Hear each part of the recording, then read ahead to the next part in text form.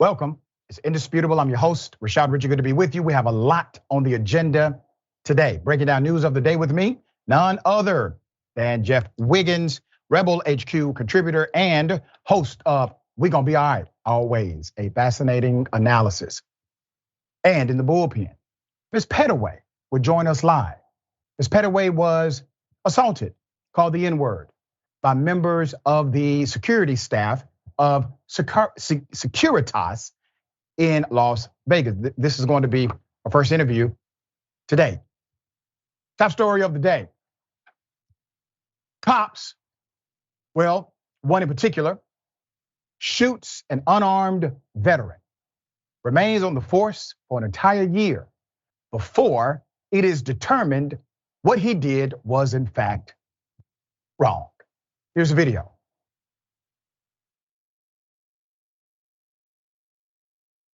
Hey, come here.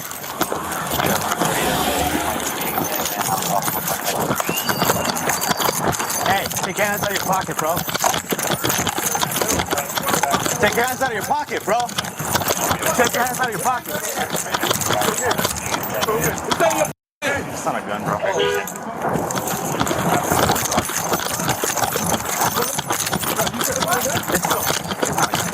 Hey, drop it.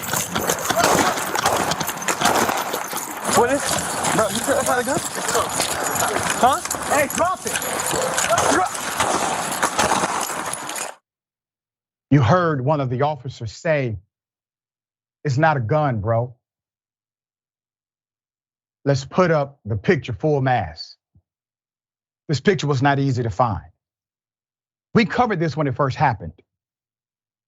LAPD Police Sergeant Brett Hayo is still on the job after shooting the mentally ill veteran last July because he mistook a car part the man was carrying for a gun. But he could face some level of discipline after the police civilian oversight committee ruled that he did break policy. Now, remember, keep his picture up. The only discussion that's being had is if he will face discipline inside of his department, as if he mistakenly used the government email to send a private message, as if he took home government office supplies and should not have. He will face some level of discipline for shooting an unarmed man. Let's put up the other information. And I want to commend Watch the Watchers. They were able to provide this information because this is what they do. And every time we have something like this, especially from the LAPD, there's a hide the pickle operation to try to make sure you do not have any picture of the officer nor their background. Let's put up his 2022 payments. His regular pay, he made, according to Watch the Watchers, almost $140,000. Overtime pay is over $21,000. Other pay is over $18,000. Health benefits over $11,000. Retirement benefits roughly $64,000 plus. The Los Angeles Police Department, the chief, Chief Moore, and the Board of Police Commissioners agreed that even if Sergeant Brett Hayo believed the man was armed, he should have exited his vehicle and reassessed the threat before taking action. The victim, 39-year-old Jermaine Petit, was shot in the jaw and shoulder and was promptly transported to a hospital. Let's put up the chief. Buck stops with him. I want to remind everyone, we covered this on day one. What we saw clearly was a man being shot who did not deserve it. There was no weapon, there was no threat to law enforcement. He was experiencing a mental health crisis. On July 18th, The shooting happened after officers responded to a report of a man with a firearm and saw Petit walking along a sidewalk. Sergeant Hayo, a supervisor in the Southwest Division, was backing up two other officers who were trying to detain Petit along Obama Boulevard.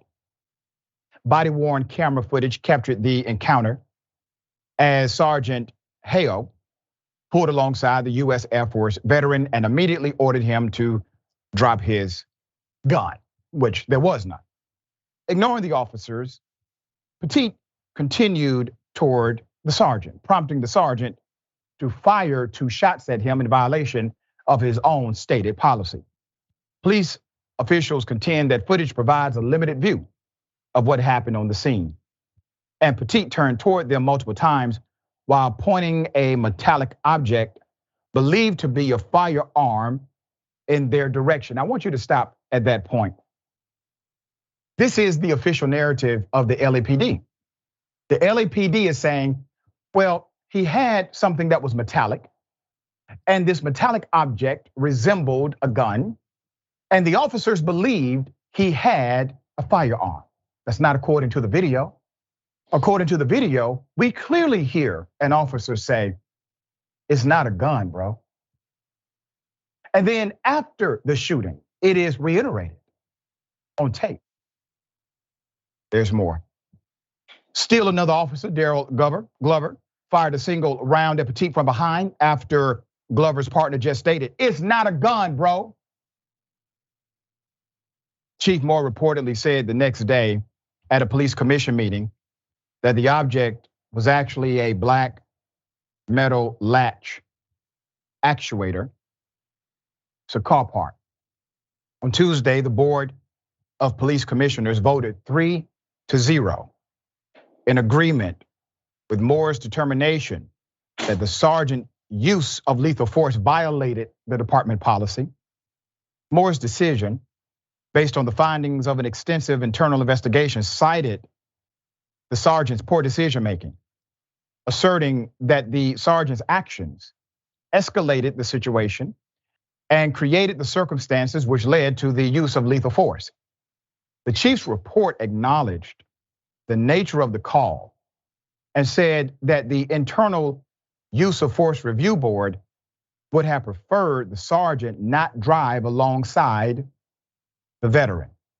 Instead, he should have pulled up to the officers, used his police vehicle as cover, issued commands to Petit, requested additional resources, and monitored Petit's direction of travel until those resources arrived. Any punishment for Sergeant Hayo lies with the chief. However, details of disciplinary action within the department are rarely disclosed to the public, according to the Los Angeles Times. Think about the frame or the framing of this particular scenario. No one is talking about what we should be talking about, which is criminal penalty against the officer, in particular, the one who was inside of the car. In violation of all stated policy, he acts counter to those policies. And there's a tragedy because of it. You do realize that if you're driving, if you're speeding, okay? Let's say it says you can't go beyond 70 miles per hour. That's your policy. That's your parameter. But you decide you would like to go 85. Maybe you're in a rush. Maybe you're running late for work and you're going 85 miles per hour. Other people do it. It happens all the time. But this day, you going 85 miles per hour, you end up causing a severe accident. What happens? Do you think you get an entire year before they decide you may have broken the law? No. Do you think they let it go? That you have created a massive accident and a person could be severely injured or dead? No. You get charged. You get charged not with mens rea, meaning, well, if somebody dies, you didn't mean for them to die, but you do get charged with gross negligence because you acted in a way that was so contrary to the rules stated that you should have known that this could have happened if you violate the rules that you adopted, that you agreed to before you got behind that steering wheel. You see, those are the rules that apply to us. Those are not the rules that apply to them. All right, Jeff, you know the case. What are your thoughts, dear brother? What we have here is a combination of the ills of this country. It is sick. A lack of health care leading to a lack of mental health resources, a lack of individuals who can come and treat someone with some of the symptoms that come along with that. Adding to all of this is, I don't say enemies of the state, I shouldn't say that, but agents of the state coming to do something that should be illegal and not only should get them fired, but get them put behind bars. All in a combination to leading to so long for somebody to get justice in the situation. Again, it's sick and it's gross. Yeah, well said. All right, we will bring updates as they come, guaranteed to be so.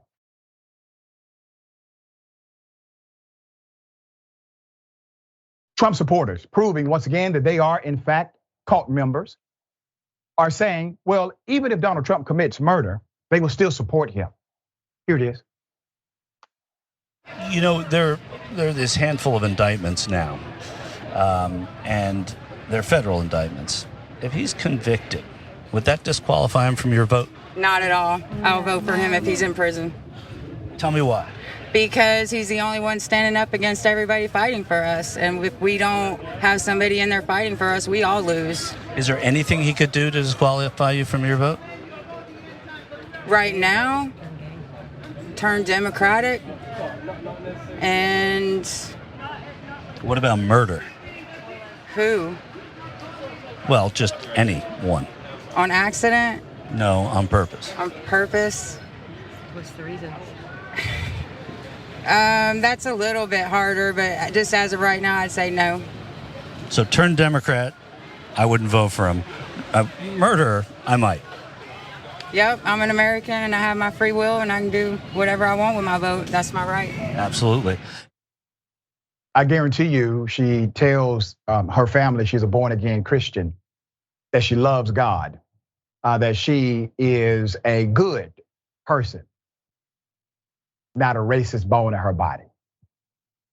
All lives matter, except the one that Donald Trump can murder. All right. Big ups to Michael Schur, who did an amazing job. Now, he attended a Trump rally. He does this routinely. I'm trying to get in on some of that action myself. I would like to attend a Trump rally one day, stick the microphone in somebody's face and ask regular questions and see how they respond. In South Carolina is where this happened. He also interviewed these ladies about wokeness. Here it is. Tell me what woke means to you. Woke means, to me, it represents a bunch of people who's gotten bored with just the everyday life and they're digging into the crevices of darkness, trying to create new things to talk about, exclude people about, worry about, protest about. And it's the worst thing about the woke stuff is that they're pressing it down our throats and they won't just have their thing and let everybody be. I'm going to ask you for a specific. Tell me a specific where it's being pressed down, an actual example. The transgender stuff on our children, the surgeries, you're a cis male now and I'm a cis woman and we have to accept that label or we're, what's the phobic word? Transphobic or whatever, and they turn it into this hate thing where most of us would be like, you do you, leave us alone, but they're really affecting this culture and the society, and we don't want America as that. Do you think President Biden is doing that? There's something going on with the push now, the way it's been rammed so far down our throats in these last 4 years beyond what anybody would have ever guessed. Is it conceivable that it could be the Republicans seeing something and making it bigger?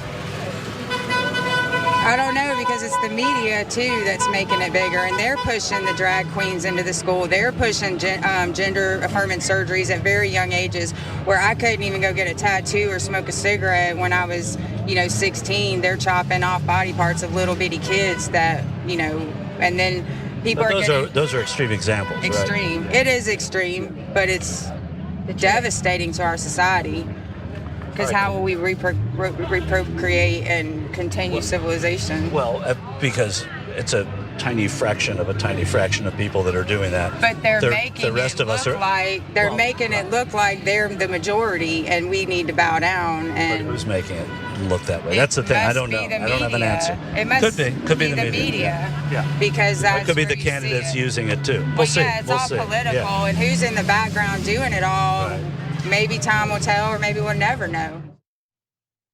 These are the same people who will happily take their 5-year-old to Hooters.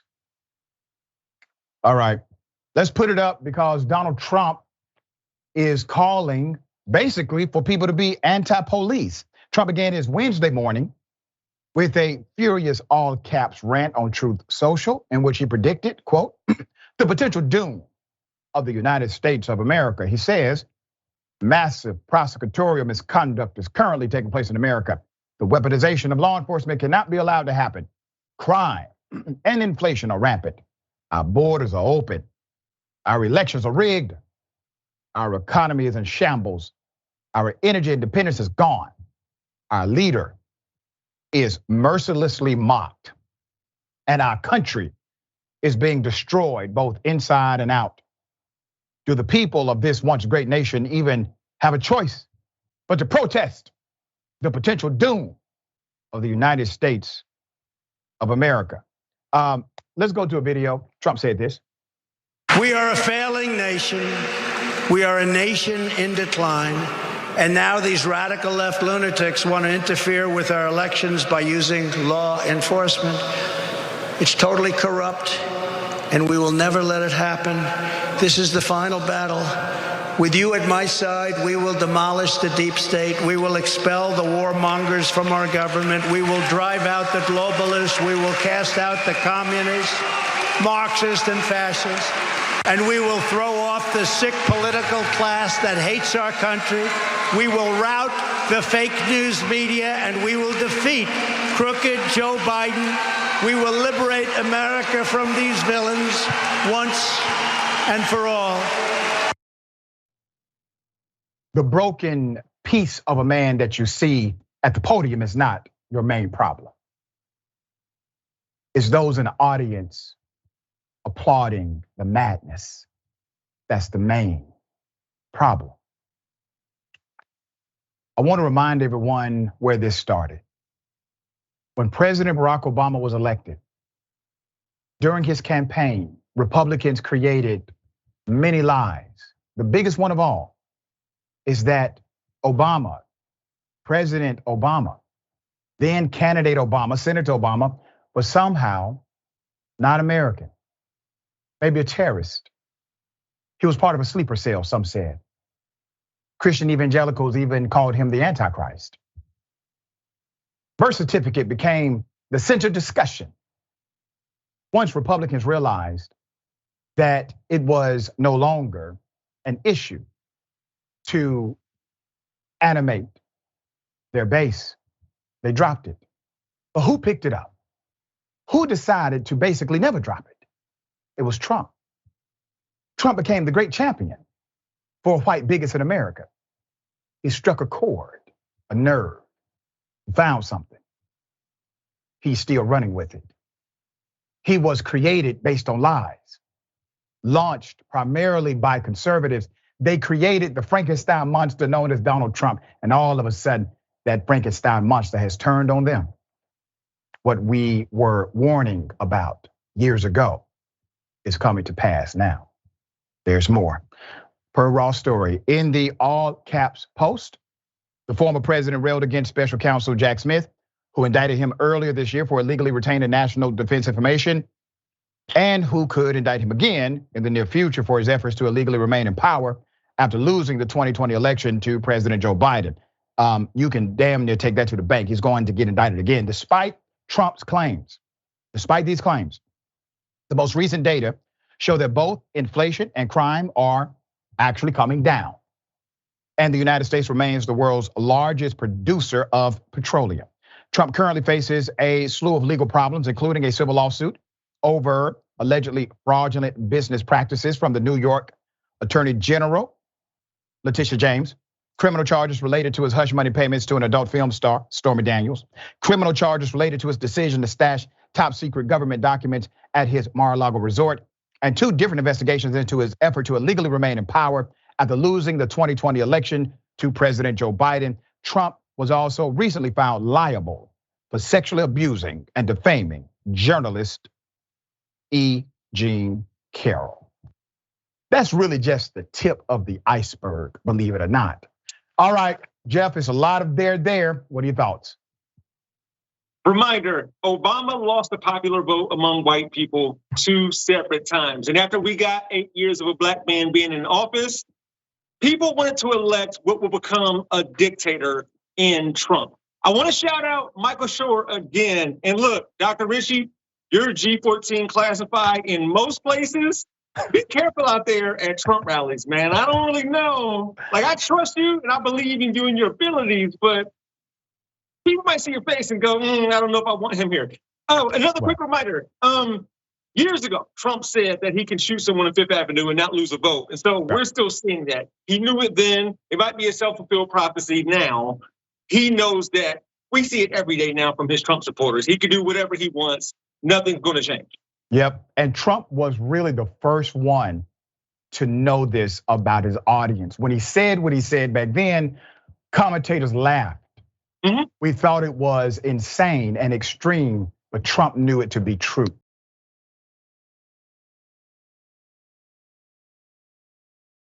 A pastor and slavery. He talks about how slaves or the enslaved were set free. Here it is. 150 years ago, or 200 years ago, when the blacks were slaves. Okay, let's just stop right here. Anytime you hear a white person in 2023 say the blacks, you know we're in trouble. Hold on, y'all, it gets worse. Did they ever go to Washington, D.C. and have a rally 200 years ago to protest against slavery? Did they? No. Now, anybody say no, you need to watch out. So, ladies and gents and all of my distinguished friends, let me introduce you to Pastor Slavery from the United Confederacy Congregation. I don't know if that's the real name of his church, but that's all of the vibes and the energy he's giving. It's very clear that this man, before there was a ban on our history, in textbooks all over the country, because these school boards are losing their minds, people like Pastor Slavery are clearly rewriting history and didn't need any help from said textbooks being snatched from classrooms all over the country. Let's see what he says next. That's wrong. What did they do? Well, a lot of good people in the plantations. A lot of good people in the plantations. Now, here's the problem. First of all, let's go back to what he said initially. Did they protest in DC? Perhaps not, but there were folks who were involved in uprisings and in revolts. There were people who were coming together every year until emancipation to come up with a political agenda that would ensure what? Abolition. Probably a word that Pastor Slavery is not too familiar with. Say, hey, it's wintertime. Let us help build a church for you, dear folks. And they loved him and taught him how to read so they can read the Bible. I love me some Angela Rye. I wanted to put that on the record intentionally. There's more video, here it is. Here's what the blacks did about 150 years ago. They humbled themselves. They prayed. They sought God's face and they turned from their wicked ways, and God. Child, let me tell you about the wicked ways they turned from. Slavery. That's the wicked ways they turned from. In fact, they were God inspired to understand that they were not supposed to be held captive by another human being, despite pastors like Pastor Slavery here wanting to impress upon them, brainwash them that the ways in which Christianity serves them is if they serve their masters. They actually use scripture to make this point, but Pastor Slavery doesn't in here. Pastor Slavery is the kind of pastor you get when there's a steady diet of white privilege, white Jesus, and White House cocaine. All right, the guy actually has a claim to fame. In a response video with facts, that shut down a white Texas pastor's false claims of enslaved people being freed by nice plantation owners because they failed to go to Washington, D.C. and protest slavery. Rye, a popular social media influencer, broadcaster, commentator who was known for being a social justice advocate, is host of the podcast On One with Angela Rye. It's on YouTube and Apple Podcasts. She does a remarkable job. Let me put the picture up because you may know at least one of them before today. Much of the attention surrounding the good Reverend Keller, Pastor Keller, has to do with him being the father of Anna Duggar, who starred in the TLC reality series 19 Kids and Counting. When the show was put on pause in 2015, after Anna's husband, Josh, was accused of sexual inappropriateness when he was a minor, in 2022, Josh was sentenced to more than 12 years in prison, okay? So there it is. I don't even want to ask what he believes about sexual inappropriateness against minors. I don't even want to know what his statement is on record. Here's the thing. The reason why this is important to highlight and to also rebut is because he has a following. His following believes what he says. As a matter of fact, there are many who actually believe what that preacher, so-called preacher, just said is the gospel truth. So it is up to us to correct the historical narrative and help people understand how silly it all is, what he just put out there. Please keep in mind, enslaving people is evil. Evil. I don't care what law a man wrote or what constitution provides cover. It is evil. And if you belong to a church who will teach that somehow enslaving another human being is permissible and righteous, how about you sign your children up to be enslaved?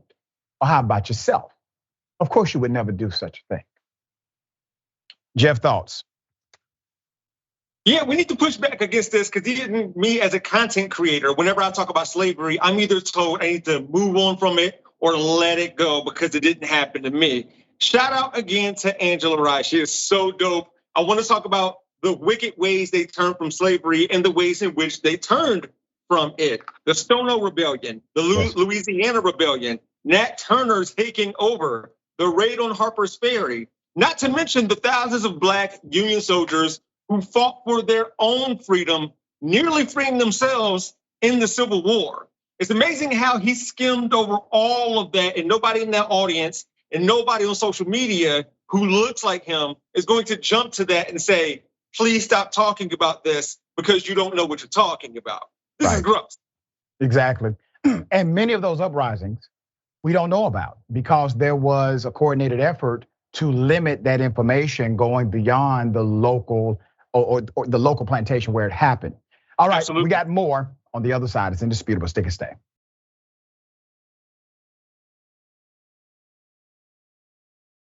All right, welcome back. We got a lot of show left. Let me read some of these comments. I'm kind of pressed for time.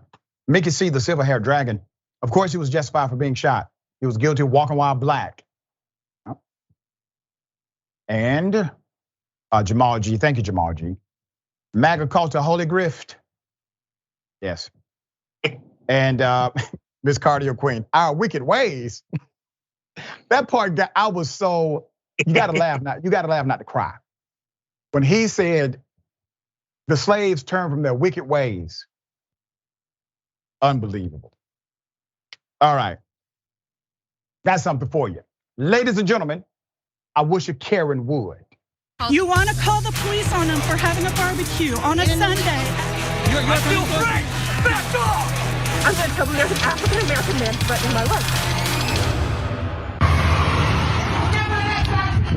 Go back to Jamaica where you came from. Go back to Jamaica where you came from. Where you come from? That's really racist. You shouldn't say that. You shouldn't say that. Really? What? what? You shouldn't tell her to go back to a different country. You don't know That's nothing racist. about what's going on. Yeah, but that seems kind of racist to me. Well, you should have heard what her voice called me. I know, but you shouldn't tell her to go back to You Jamaica. need to stop and mind your own business. No, I'm recording it because you sound kind of racist and it's annoying. I'm not racist. You sound like it. She is not racist. No, I'm not. Well, you got to watch what you say. You just moved in. I know, and you're disturbing me. You know what? You brought them down. You brought them. Lady, you don't want to do that with me. Like, I will literally have your ass all over this yard. You don't want to try me with that. You think you're going to scare me? You're not going to threaten me and tell me to come downstairs. Ma'am, you just got there. Telling somebody to go back to Jamaica, where they came from, is a racist statement, madam. Let's put up one of the screenshots that we have. I don't have many details here. The poster did not provide significant background. But I will say this, if anyone knows this particular Karen, please do an intervention quickly. Because what she's doing may not be safe for her health. All right, Jeff, it is amazing to me that people will literally offer a comment that is patently racist and then claim that despite the comment, they actually are not racist as the comment is. Can you explain this madness to me? Well, I was hoping that we would hear something like, I'm not racist, I like Bob Marley, or something stupid like that. I don't know. And again, we don't know this person's background. Please send the information to Dr. Richey once you gain it, because what we do know is she didn't want any of that anti-Karen. That anti-Karen was gonna deal with her swiftly. And I think, what should they drag her over that front yard? Yeah. She didn't want a part of that. So shout out to the anti-Karen. Yeah, and that's why I'm trying to make sure the family does an intervention on the Karen. I want to keep people safe, make sure there's an opportunity for redemption, all right? Okay, got something for you. Double dose. You want to call the police on them for having a barbecue on a Sunday. I feel free. Back off. I'm going to tell them there's an African-American man threatening my life. Say whatever you want. I'm telling you, I'm getting the f*** off, and there's a reason why I'm getting the f*** off, and everyone can either believe it or they cannot believe it. I don't give two f***, but I am telling you right now that back there is not real. And you can sit on this plane and you can die with them or not. I'm not going to. Bye. Listen, I'm laughing because when she said that guy is not real, like everybody looked.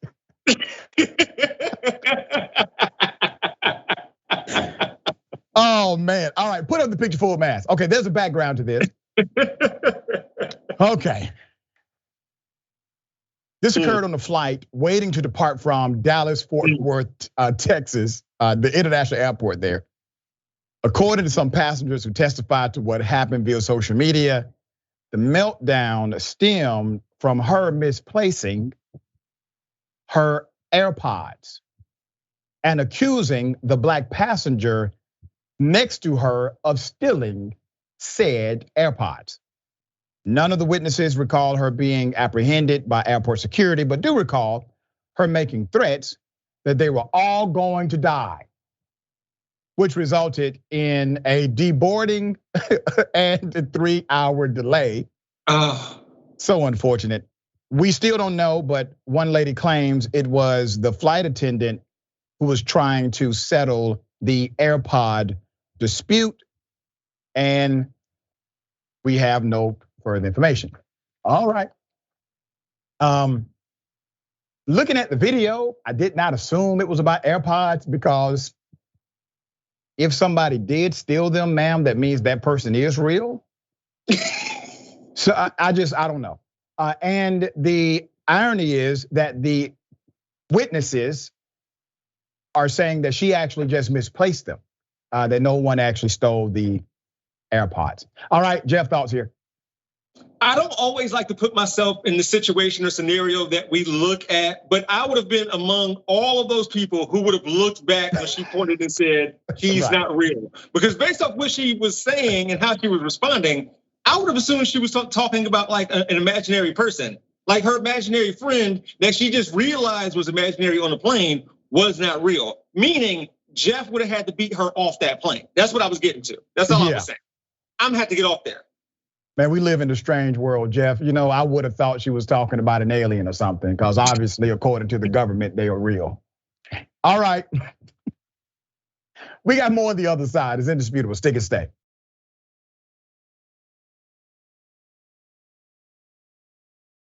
All right, welcome back. I'm pressed for time, but I'm going to read a few comments. Chef Rockstar, thank you for that.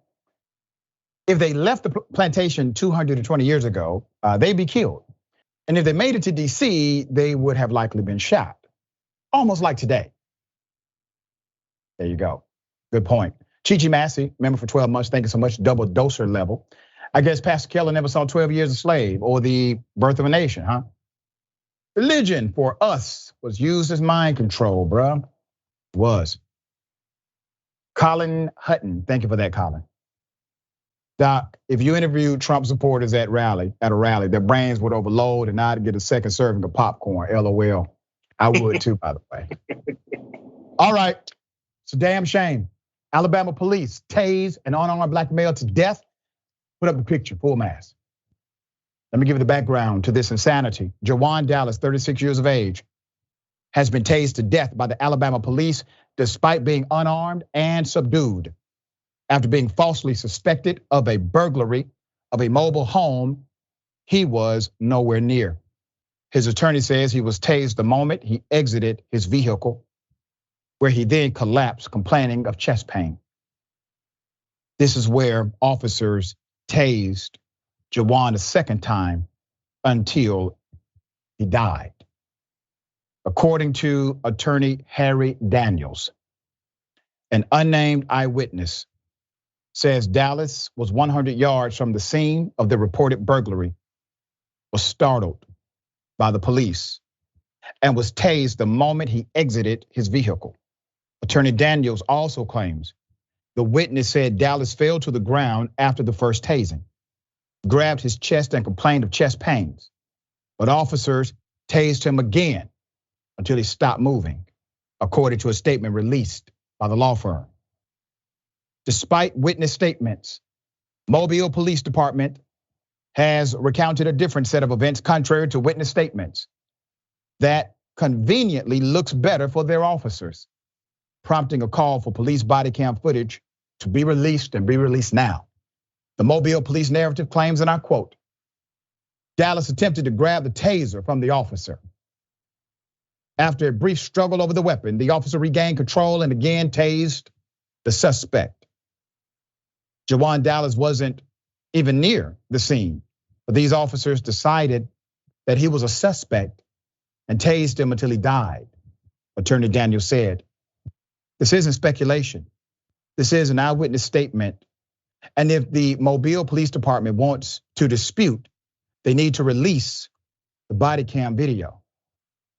Jawan Dallas wasn't a threat and should not have been a suspect, but they killed him anyway. Put his picture back up.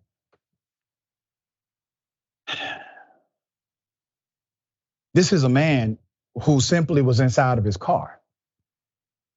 Police ambushed him wrongfully. He did not commit burglary, nor was he attempting to.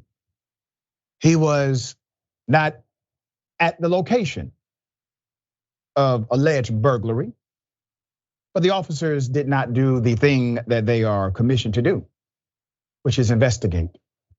Make sure you have probable cause. They tase him. That is not in question. He falls to the ground. That is not in question.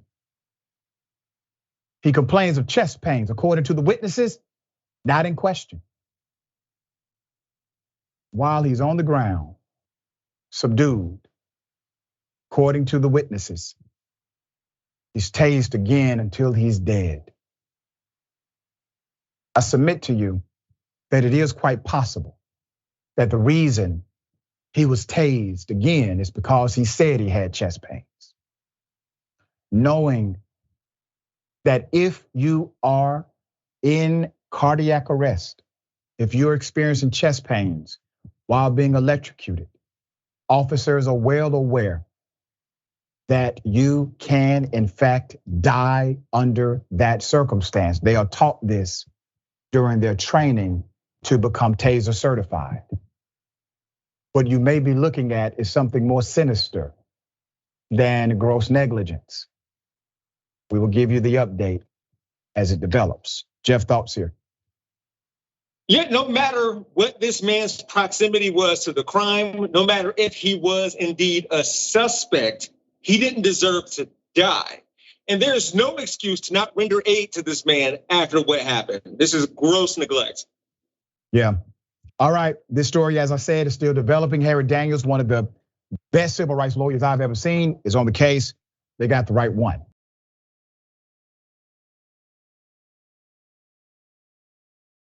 San Francisco cop fatally shoots a man in crisis. Gets no charges. I want to remind you of the video. Here it is. Come on out. Come on out. Hey, come on out. Come on out. I'm gonna kick the gate open. I can't see y'all. Well, then come on out so I can get some medic help for you. Let's get this resolved. Come on out so I can get the ambulance for you. Let's get this resolved. I Then can't. come out. Yeah, you know what? Come out. Hey, you. All right, come on. Come on. Come here. Come here. Come on. Get over here. Come Go on. back. I'm Get gonna back. kick your ass. All right, let's go. Come out. What's that 20? Come out. 515 Capital. Come out. Hey, get on the ground. Get on the ground. Get on the ground. I ain't getting none. Get on the ground. I ain't getting none. Yeah, this be about she's gonna be BM about 6'4", about 275. You're a liar. And she's got something in his hand. She's got something in his hand, right? Hey, come out! Get over here! Get on the ground! 33 on 8 only. Get out! Get on the ground! Get on the ground!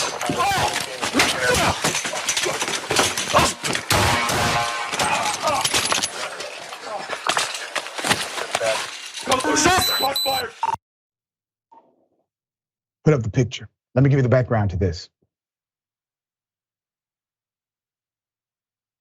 Sean Moore, fatally shot by Officer Kenneth Shea. Kenneth was the officer you just saw. You see him in this picture here. You may be wondering, why were the police even there? It was a noise complaint. A noise complaint. Mr. Moore later died in prison from complications resulting from his injuries. Put up the DA who decided to dismiss the charges. The officer was charged by the previous DA. The current DA, District Attorney Brooke Jenkins, decided on Monday to dismiss the manslaughter charges against the officer. DA Brooke said in a statement, quote, "We are moving to dismiss the case against Officer Kenneth Shea, as we do not believe that we can sustain our burden of proof beyond a reasonable doubt that Shea did not act in reasonable self-defense." Let me give you background. In 2017, San Fran police officers were called to Sean Moore's home around 4 a.m. after responding to a call about a man banging on the walls of his home, which allegedly violated a noise-related restraining order. Officers demanded that Moore come outside, but Moore refused. According to Moore's family, he was in the middle of a mental health crisis caused by a bipolar disorder and schizophrenia. Moore shouted at the officers to get off his stairs, but the officers continued to demand he exit the home. When Moore complied, he was then pepper sprayed and beaten with a baton. Moore panicked and fought back, punching one of the officers and kicking Officer Shea down the flight of stairs. Shea then decided to shoot him. twice, once in the leg and once in the stomach. A year later, the charges were dropped after an appeals court found that officers actually lacked probable cause to arrest Mr. Moore. In 2020, while serving time in prison for an unrelated charge, Moore died from complications resulting from those very same injuries. A year later, former DA Chesa Bowden charged the officer for his involvement in the shooting of Mr. Sean Moore. It was the first time a city DA had filed charges against a police officer with a crime related to a use of force death. The city also voted to pay $3.25 million to Moore's family to settle their federal excessive force lawsuit. But the new DA, the one I just presented to you, Brooke Jenkins, says her office cannot ethically prosecute this case in good faith. As prosecutors, we have a sacred duty to try cases in good faith, to not abuse our power and ensure that the cases we bring forward are fair in order to maintain trust in the criminal justice system, said Jenkins. Put up, Miss Jenkins, please. Lies. I'm going to tell you why. It has already been ruled that the officers had no probable cause to be there. It was already ruled by a court that the arrest was unlawful. It was already ruled by your city council that they needed to settle this case because of their own employee operating outside of the rules. Madam, as of today, your office, before you became the leader, agreed with the court's rulings, agreed with the city council until you became the leader of that office. As it stands, you are the only entity in disagreement with the conclusion of everyone else, including myself. It's a damn shame. Jeff, thoughts? Actually, I did want to ask you a follow-up question, because what we just saw and what thousands have now seen, based off of probable cause, how can those officers justify shooting this man in this manner? I'm seriously just, I don't get it. Like, they can't. He didn't pose that much of a threat outside of being 6'4", 275 pounds. They can't justify it. And the reason the ruling was important is because it basically set the framework for the engagement. If the engagement is lawful, then you can assert there's this fear of life, because cops get to get away with things when there's fear of life. But when you did not engage in good faith, when you were in violation of the very law, when you had no probable cause whatsoever, you don't get to benefit from the disaster that took place due to your negligence. But in this case, the DA decided to put a bunch of fancy words together. I see straight through the BS. It's very unfortunate that the new leader of that DA's office has gone this route.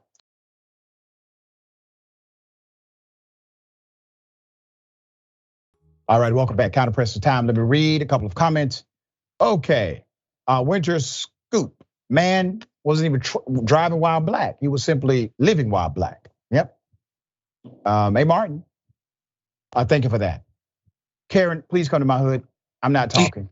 I'm not taking questions. Karen number 2, please take your Xanax before flying. Dr. Richey, absolutely gorgeous. Hearts. Thank you so much. I appreciate that. And you're gorgeous too. All right. Breaking news.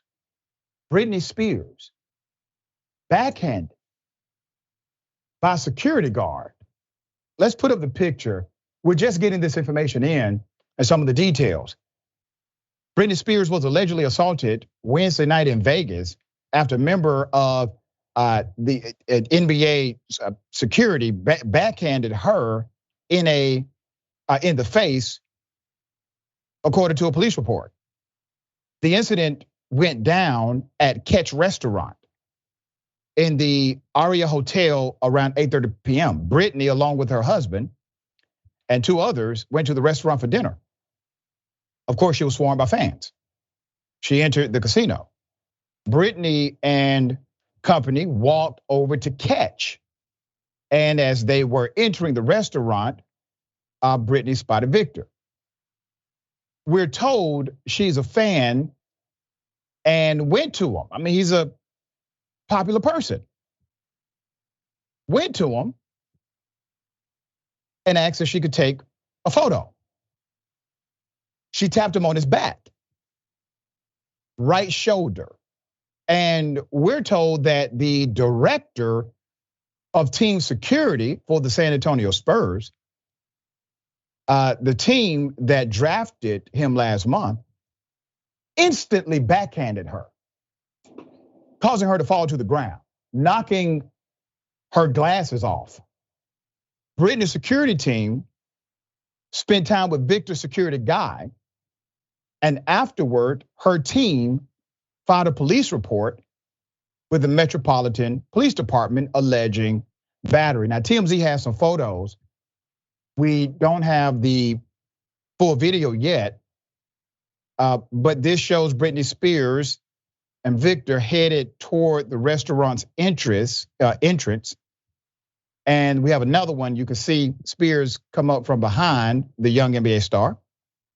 And from there, a witness said she tried to tap him on the shoulder, which led to things getting physical with security. All right, so naturally, at some point, the video is going to come out. I'm sure it's part of the official investigation. There is a police report filed and more information to come. Jeff, when this information came out during the break and we're looking at it and reviewing it, one thing that struck you and I was a backhanded slap that I don't know the kind of security measure that is, right? If there's a real threat, the last thing you want to do is backhand slap somebody. That's more of a statement rather than trying to stop somebody from escalating a physical attack. What's your thoughts so far with the information currently? I think the man is guilty. What evidence? I don't want any. I don't need any. Put him away. You bet. Like, just think, what training do you have to have in order to get the muscle memory? This doesn't look good on camera. In order to get the muscle memory to backhand anyone, let alone a woman who's like 5'2". Put him away. This is bad. This is bad for Victor. This is bad for the team. And we'll see. I'm sure, like I said, the video will come out soon. Video shows a cop throwing a woman to the ground. I'm going to give you details. Here's the story. Here's a video. We're just gonna pat you down, buddy. Body cam worn by a Los Angeles County Sheriff's deputy shows him and other deputies arriving outside a grocery store in Lancaster and questioning a man and woman accused of shoplifting. Deputies then place the man in handcuffs. One of the deputies then turns to the woman who was recording the incident on her cell phone. Another witness is also capturing the incident in her car. No, you can't touch me. The video then appears to show the deputy slamming the woman to the ground. Get down on the ground. Get on the ground. It's already on YouTube. Stop. Live. I don't give a Stop. Stop. You're gonna get punched in the face. The deputy's knee can be seen on the woman's neck. I can't breathe. The deputy then douses the woman with what appears to be pepper spray. You fool me, And then places her in handcuffs. After a brief struggle, the deputies then place the couple in separate police cruisers. We are still getting details about this story. I was tagged on social media all over the state of California and beyond. Let's go to it. The background is this. The encounter unfolded, according to the narrative, on June 24th, as deputies responded to a report of a robbery in the city of Lancaster and tried to detain a couple matching the description of suspects, according to them, given by store security in calls to 911. The Los Angeles County Sheriff's Department said, without releasing details about the descriptions, both the women and the man were cited and released, according to Deputy McClendon, though she was unable to say what the two were cited for. I can guarantee you this, they were not cited for robbing anybody. Because if they were robbers, that would have been the first thing in the police narrative. That would have been the first thing that the police officer said in their statement. But they're playing hide the pickle. Put up the picture of the sheriff in charge now. Buck stops with you, Robert Luna. Buck stops with you. Now, you said this would be a different sheriff's department under your leadership. I can't tell. Seems as if the same criminal element that was there prior is there today. The footage will be reviewed to determine if the force used was reasonable, necessary, appropriate, and proportional to the level of actions described, the Sheriff's Department said in their press release. Both deputies have now been reassigned away from field duty, pending further administrative review, according to the department. What did you see here? You saw a citizen, a person, a human being doing what they are constitutionally allowed to do. Record. We encourage people to do this. And police officers who are good cops should want citizens to do it. Why? Because if you're a good cop and somebody lies on you, there's video evidence to prove your innocence. That's why. Only bad cops don't want video. Only bad cops get upset if you record them. And this is why it's important to have the right policies in place, because states are passing laws to make that action illegal, to simply record an officer while on duty. They're paid by our tax dollars. It is utterly insane. We will bring you updates as they develop. Jackson, what are your thoughts here? Yeah, I mean, just again, another example of culture. The reason why we keep seeing this happen is because there's a lack of consequence, plain and simple. There was no reason for him to do what he did. He just wanted to do it because he felt that it was his time and his job and his duty to assert his authority and the authority of the municipality that he works under, paid by our tax dollars. So lack of a consequence, that's all this is, over and over again. That's right. Accountability has to be enforced to be real.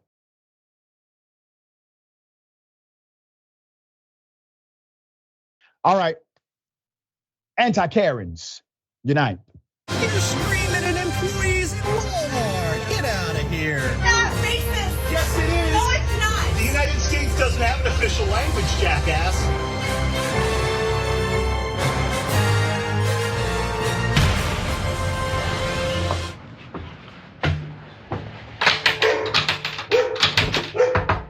Oh, the dog's there. What's up, Eli?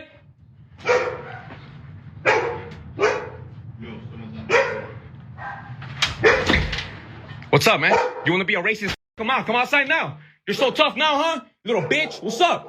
What's up? What's up? Huh? You're so tough now, huh? Not so tough now, huh? Little. I'm sorry about that, okay? We got your back, all right? Do your job, you scum. Huh? You thought we didn't know, did you? A mother and a daughter should not feel the way they're feeling. To go with me, look. Tell me. App check. Wow. Oh, God. Tell me if that's To a 17-year-old. Wow. Wow, look at that. Look at that. Wow. The messages that he sent you and his name, and come to my house and we'll watch a movie. I'm up late doing training in my living room. This particular Karen moved into an entire community of anti-Karens. Now, more was exposed after he started to act this way. Here it is. You literally just told her to go back to Tijuana. Yeah, because this is not Mexico. Okay. She's not even supposed to be here. It's soliciting, you stupid bitch. No, you're actually. You need to go to therapy. Go help yourself. Bitch. Yeah. Okay, Okay, if that makes you feel better, keep calling me a bitch. Bye. Yeah. Bye. Yeah. Bye. Bye. You want to say something to me? Dude, you literally need to get the away from me. You need right to shut the up, bitch. Leave. Off, bitch. I don't need to go anywhere, bitch. Yeah, This is my I'm literally reporting you to the police. Oh, okay. Yeah. Cool, bitch. You're weird. I'm literally gonna send this to the. Cool, bitch. Yeah, you're weird. Cool, bitch. Yeah, call the cops and then tell them the bitch is soliciting. Stupid ass bitch. Yo, you know you can't record me, right? Yeah, I can. No, I just recorded him. Dogs don't smell like a dog groomer, and that's actually like a dead ass felony. Okay, Luna, get over here. You're 110 pounds running your mouth like a little bitch who's not gonna do anything. I mean, obviously, I'm not you. Yeah, of course, because you're a bitch that just runs your mouth. Exactly, bitch. Hey. Your boyfriend's a little punk. Look at me talking. He's dangerous. Like what, 50, 60, and you live here? Come on, bro. I'll put you in the hospital. Alright, cool, bro. I have more video. Now you see why somebody pulled up on them. Okay, there's some people who don't talk trash. They're just going to pull up. So he got pulled up on. Here's what happened. What's going on? No cuffs? Private escort? Private escort? Private escort? You bitch. Not so tough now, huh? Why did you arrest him? He's a child molester, huh? He's a child molester. You're escorting him like that? You guys, Justin PD, huh? That's what you guys are doing? Should have put him in handcuffs. Huh? I'm gonna beat your ass for texting a minor. He is detained. He's being interviewed. For what? Okay. So let us do our thing. He can leave anytime he wants. Huh? No, he just said detained. He's why are you protecting him? You know he's a child molester? Isn't that something? He gets to walk out, no handcuffs. I've never seen a person walk into a police car like they're going to the airport.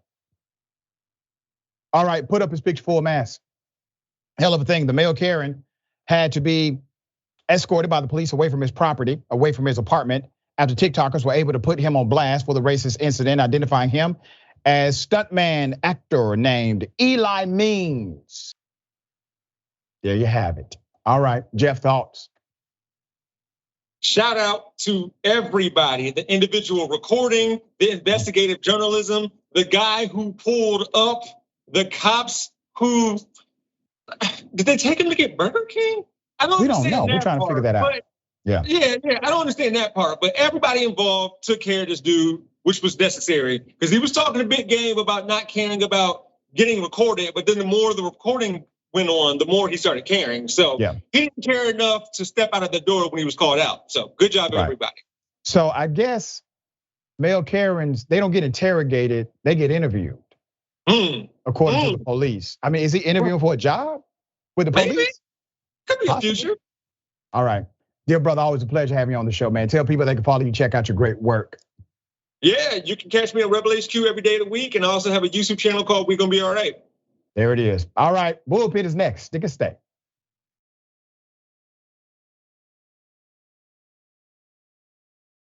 Let's get it. Ladies and gentlemen, welcome to the Bullpen.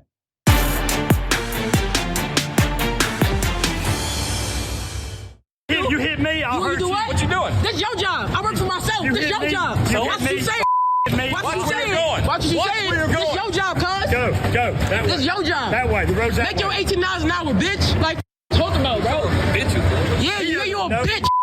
You a bitch. You a bitch. You something what? That way. You just call me a Yo, you just call me a Well, you act like one. Get that way. Ms. Pettaway says, you just called me the N-word. And the response from the security guard who works for Securitas, well, you act like one, which provides motive, the reason for the encounter, etc.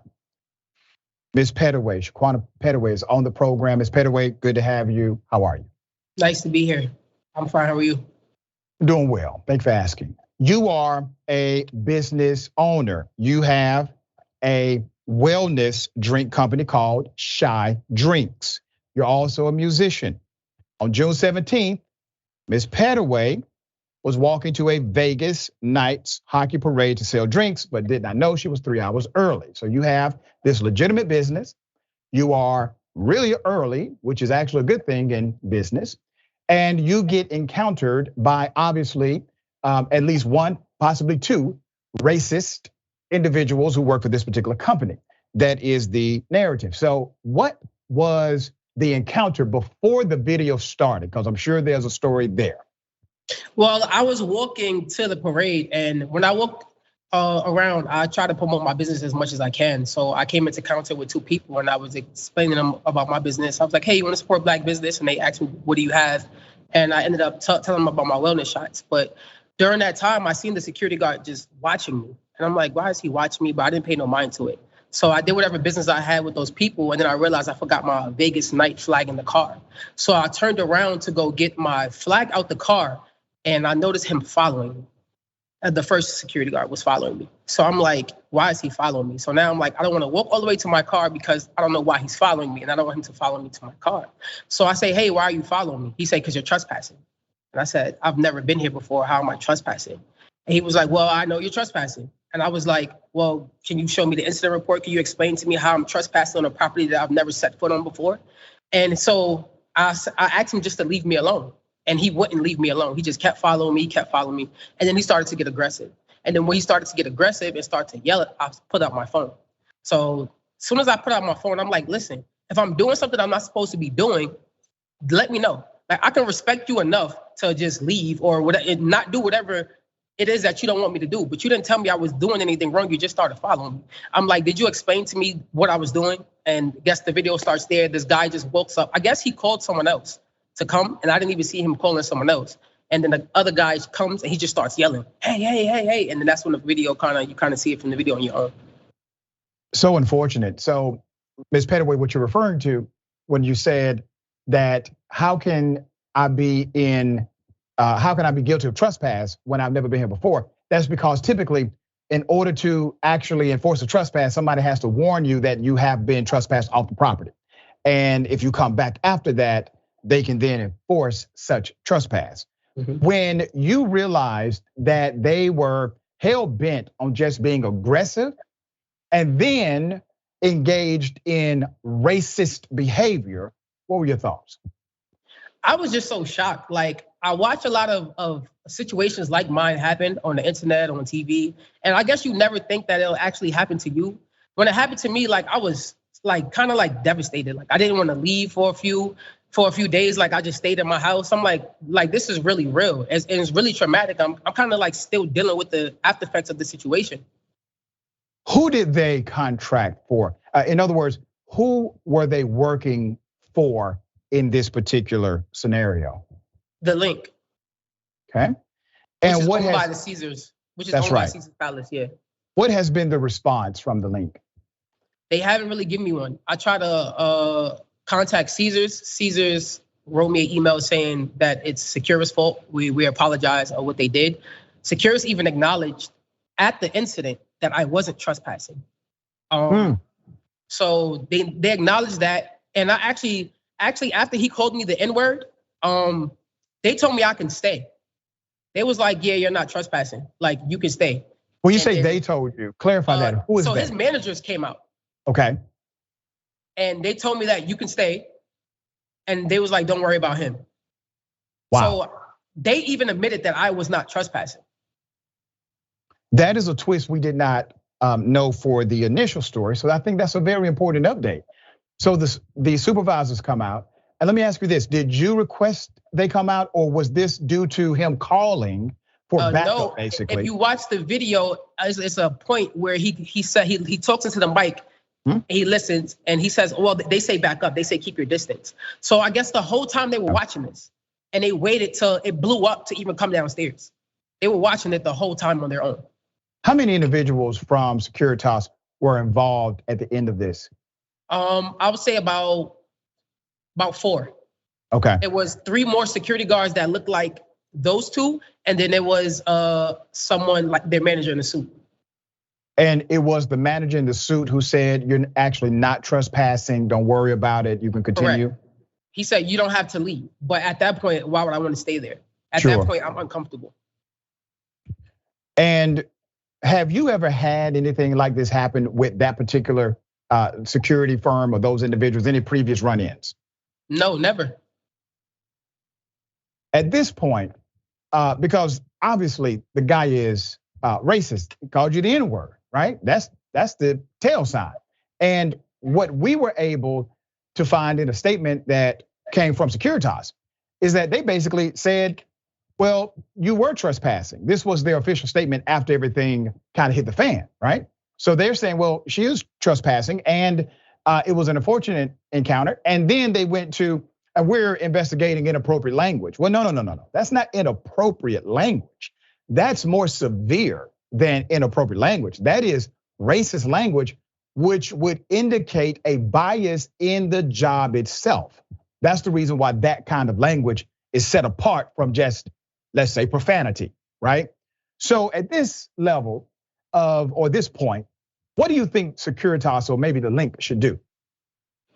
First, I want to address the trespass. If I was trespassed before, show me the incident report. Show me that I was trespassed. Prove that, because I know 100% that that's not true. Right. And so did your manager. They have to compensate me in some type of way. I feel like that experience was a crazy experience. Like, I don't even like to go downtown or on the strip anymore. Like, I want to park my car over there. Like, they traumatized me in a way that I can't even explain. Have you been able to secure legal counsel yet, Ms. Pettaway? No, I've been trying. I have been trying. I don't know. I don't have any connections. Like, I'm new to Vegas, so I don't know who to call. I've been trying. Well, let me say this. Usually when someone comes on the program, they talk about what they've experienced. There are a lot of attorneys that watch this show, and they may reach out to you, Ms. Pettaway. I'm just saying that so that you can check your inbox when you wrap up this interview. Do you believe the link as a company, do you think they have some responsibility because they are the ones who contracted Securitas? And based on our research here on Indisputable, Securitas has a history of employing individuals who act outside of the lines, even with minors at times. So do you think that there's an issue here with the contract? So the link actually has a history of being racist itself, which I didn't know till after. I had posted this video on TikTok and a lot of people responded, well, I had issues with the link. So I do think the link is at fault because you have multiple situations and you have yet to do any training. You have yet to hire better people. So they have a big responsibility in this, and they have to get some sensitivity training in their hiring process, or at least hire people that know how to speak to people. Yeah, and you know it doesn't just come down to training. Some of these folks are just bad people, and these individuals will react the way they choose to based on what they believe they can get away with, right? At this point, do you have any just sense of meeting with someone at any of these particular companies? Is there anything like that on the table yet? I've been calling. So when the incident happened with Securus, the day after I called and I said, this is A, B, and C happened. They said, yeah, we're aware of the incident. We're investigating. I've never heard back. I've emailed, I've called. Caesars just basically put it on the link. Well, we're contracted. Oh, they put it on Securus. We're contracted them, so that's their fault. And they just kind of like backed away from it. No one has ever talked to me after. No one has ever apologized to me after it. Like in person, I haven't been able to sit down with no one, no meetings, nothing. And they all have my information. Was there ever a report filed from Securitas for the incident? I went back the next day. So that first day, I just wanted to get out of there. Right. So I went back a couple of days later, and they told me to file a voluntary statement. So I filled out a paper, which was their incident report, a voluntary statement, and that was it. Wow. We're going to stay on top of this. I'm very sorry this happened to you. It never should have happened to you, period. All right. Nobody deserves that. Everyone deserves to be treated with respect, even if they are being asked to leave a particular property. You still deserve respect, and you should not endure racism. There has to be a level of accountability. Let's talk about your business quickly before you go. Tell us about your company, how people can consume if they would like. Well, I have companies called Rashad Drinks, where I make sea moss, I make wellness teas, I make drinks for partying, and I also make wellness shots.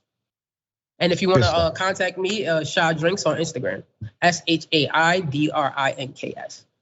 I want you to continue, Ms. Pettaway, to be an amazing person, entrepreneur that you are, all right? Hopefully some remedy will come to this very soon. We'll appreciate you being on the show today. Thank you so much for having me. Absolutely. All right, remember, take care of yourself, take care of each other, take care of the planet. Remember, the truth is always indisputable.